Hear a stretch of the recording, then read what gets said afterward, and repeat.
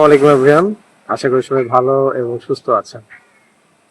অনেকে আমাকে একটা প্রশ্ন করেন, ভাই ইউরোপের নন সেনজেন দেশে বেতন কম এবং এর চেয়ে বেশি বেতন মিডল ইস্টে। আসলে সত্যি কথা, কিন্তু আপনারা কি কখনো একটা কথা চিন্তা করেছেন যে মিডল ইস্ট আর ইউরোপের মধ্যে পার্থক্যটা?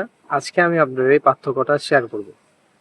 ইউরোপ এবং মিডল ইস্ট বা এশিয়ার পার্থক্য এটাই যে এশিয়া এবং মিডল ইস্টে আপনি যত বছরই কাজ করেন না কেন, সেখানে স্থায়ী রেসিডেন্স আপনি পাবেন না। তো কোনো একটা সময় আপনার দেশে চলে আসতে হবে, আবার হয়তো নতুন করে ভিসা করে আবার যাইতে হবে। এইভাবে আপনার সার্কেলটা চলতে থাকবে, এইভাবে আপনি আপনার সন্তান সার্কেল চলতে থাকবে। এতে করে আপনার যে বাংলাদেশি সবুজ কালার পাসপোর্টটা, এর ভ্যালু কি বাড়বে? অবশ্যই না। দিন দিন আমাদের পাসপোর্টের ভ্যালু কমতেছে, আরো কমবে সামনে। আপনারা যে উগান্ডারে হচ্ছে, আমরা অনেকে দুষ্টামি করে বলে উগান্ডা, অনেকে আমরা বলি কিরে কই যাস, বলে উগান্ডা যাই, মানে ওটা ছোট করে দেখা হয়। তো সেই উগান্ডার কথাই বলি, উগান্ডার হচ্ছে পাসপোর্টের র্যাঙ্ক আমাদের পাসপোর্টের র্যাঙ্কের চাইতে অনেক বেশি। তো দেখেন যে আমরা কেমন দেশে বসবাস করি, আমরা যাদের তুচ্ছ তাচ্ছিল্য করি তাদের থেকেও আমাদের পাসপোর্টের র্যাঙ্ক অনেক কম। তো কাজেই কাউকে ছোট করে দেখা যাবে না। আর হচ্ছে ইউরোপ কেন যাবেন? ইউরোপ এই জন্যই যাবেন, আপনাদের যে পাসপোর্টটা আছে এই পাসপোর্টের তো একটা পরিচয়, আপনার বাংলাদেশি, এবং এইটার ভ্যালু তো আমাদের নিজের দেশের এয়ারপোর্টেই নাই, তো অন্যান্য দেশে কিভাবে আপনারা দিবেন? বাংলাদেশি পাসপোর্ট দেখলেই ওই এয়ারপোর্টের ইমিগ্রেশন অফিসার আলাদা সার্ভিস দেওয়া শুরু করে। এটা সবার জন্য, সবার ক্ষেত্রে, এক্সেপ্ট আমাদের যাদের হচ্ছে আপনার অন্যান্য ইউরোপের নাগরিকত্ব, সিটিজেন কার্ড অথবা হচ্ছে পাসপোর্ট থাকে, তাদের ক্ষেত্রে হয়তো জিনিসটা খুব কম হয়।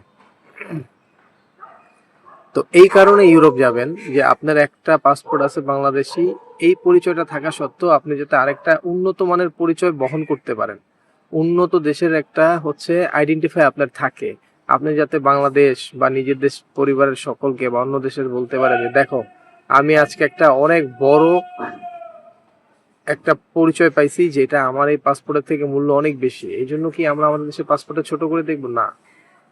আমার তো এক দেশ থেকে আরেক দেশে সুইচ করতে হলে আমার যে নিজের দেশ, ওই পাসপোর্টটা লাগবে। আমি বলতে চাচ্ছি আপনি ইউরোপ কেন যাবেন, এই পার্থক্যটা বোঝানোর জন্য। ইউরোপ এই জন্যই যাবেন যাতে আপনি হচ্ছে আরেকটা উন্নত জীবন বেছে নিতে পারেন, আপনার যাতে এই যে ভোগান্তিগুলা, এই ভোগান্তিগুলা যাতে না থাকে। ইউরোপ গেলে আপনার একটা সুবিধা হবে, সেখানে রেসিডেন্স কার্ড পাবেন টেম্পোরারি প্রথমে, তারপর পার্মানেন্ট রেসিডেন্স পাবেন, তারপর সিটিজেন, তারপর পাসপোর্ট। এই জিনিসগুলা কিন্তু আপনি বাংলাদেশে থাকলে এই সুযোগ সুবিধাগুলো পাবেন না, বা আপনি এশিয়া বা মিডল ইস্ট গেলে এই সুযোগ সুবিধাগুলো পাবেন না। আর এই কারণেই হচ্ছে আপনি ইউরোপ যাবেন। আশা করি আপনারা এই পার্থক্যটা বুঝতে পেরেছেন।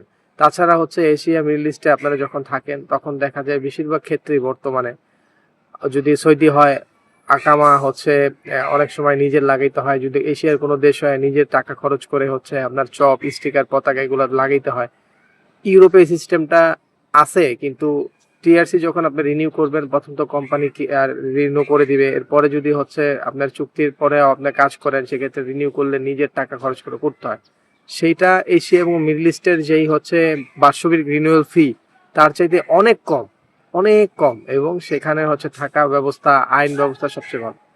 সাপোজ আপনারা অনেক মালয়েশিয়া নিয়ে কথা বলেন, মালয়েশিয়া নিয়ে একটা কথা বলি, মালয়েশিয়া বৈধ অবৈধ সবারই কিন্তু আপনারা হচ্ছে ধরে, পুলিশে ধরে। অবৈধ ধরে ধরে জরিমানা করে, বৈধ ধরে ধরে আপনার জরিমানা করে। তো দেখেন কি একটা আইন, কিন্তু ইউরোপে এরকম কোনো আইন নাই। ইউরোপের বেশিরভাগ দেশেই হচ্ছে খুব সুশীল একটা আইন থাকে, যেখানে আপনার কোনো পাসপোর্ট বা ডকুমেন্টস নিয়ে বাইরে হয়ে ঘুরতে হবে না। এশিয়া মিডল ইস্টে যেমন আপনার ডকুমেন্ট সাথে করে নিয়ে ঘুরতে হয়, সেক্ষেত্রে একটা রিস্ক থাকে, ডকুমেন্ট হারাই যেতে পারে, আবার অনেক সময় চুরি ছিনতাইও হয় সেখানে। সেইভাবে আপনার জিনিসটা হচ্ছে লুজ হইতে পারে আপনার কাছ থেকে। ইউরোপে এই জিনিসগুলো খুব কম হয়, কিছু কিছু দেশে হয়, আর বেশিরভাগ দেশে হচ্ছে এগুলো হয় না, এবং এখানকার ল খুবই ভালো। আপনি একটা জিনিস চিন্তা করেন যে আপনি একটা দেশের নাগরিক, সেখানে যাওয়ার পর আবার এখানকার রেসিডেন্স কার্ড আপনাকে দিচ্ছে। এটা কিন্তু অনেক বড় একটা পাওয়া আমাদের কাছে, সেটা আমরা বাঙালি হই বা আমাদের সার্কভুক্ত দেশের যে কোনো দেশের নাগরিক হই না কেন। এই কারণে হচ্ছে আপনারা ইউরোপ যাবেন। আশা করি আপনারা ইউরোপ এবং এশিয়া মিডল ইস্টের পার্থক্যটা বুঝতে পারছেন। আর যাদের হচ্ছে অর্থ কম, তাদের তো হচ্ছে আগে ওইখানে গিয়ে কাজ করতে হবে। তারা হচ্ছে এখান থেকে, আমি মনে করি এখানে গিয়ে কাজ করবে, মোটামুটি একটা টাকা ইনকাম করবে, ফ্যামিলি সাপোর্টও দিবে, কিছু কিছু টাকা জমিয়ে আস্তে আস্তে 2 বছর, 3 বছর, 4 বছর হোক, 5 বছর হোক, এরপরে টাকা জমিয়ে তারা আবার ইউরোপে পাড়ি দিবে। সবার জন্য হচ্ছে শুভকামনা। সবাই ভালো থাকবেন, সুস্থ থাকবেন। আল্লাহ হাফেজ। আসসালামু আলাইকুম।